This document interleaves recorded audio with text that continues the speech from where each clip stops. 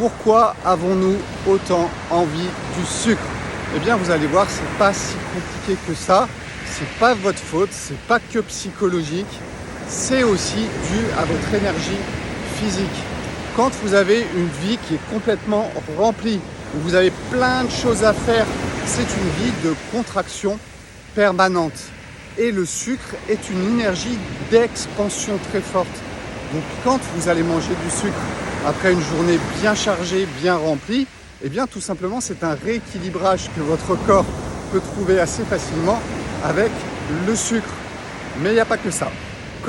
Là on va passer du côté psychologique, quand votre vie est dure, vous voyez mon poing il se serre, eh bien en fait vous allez mettre de la douceur à l'intérieur pour contrebalancer cette vie qui est dure. C'est encore le jeu du yin et du yang. On utilise l'un pour compenser l'excès de l'autre. Alors qu'est-ce qu'il faut faire? Eh bien peut-être essayer de revoir sa vie si c'est possible.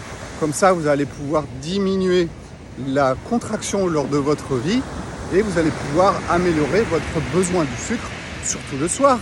Après avoir travaillé, après avoir s'être occupé des enfants, après avoir fait à manger pour tout le monde.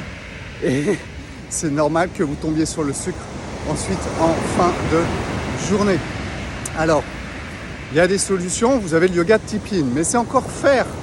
Donc c'est encore de la contraction, même s'il va être de type yin. Parce qu'il y a le yoga de type yin, le yoga de type yang. Donc ça, c'est une première solution. Deuxième solution, c'est celle que vous pouvez faire assez facilement, surtout en ce moment en France, c'est vous prenez un bain bien chaud, un bain ou une douche bien chaude. Et qu'est-ce que ça va faire? Ça va ouvrir votre corps parce que votre corps va avoir un réflexe d'ouverture quand vous prenez une douche bien chaude. Et ça va diminuer déjà un petit peu votre besoin du sucre parce que vous aurez compensé par l'expansion à l'intérieur de vous l'excès de contraction de votre journée.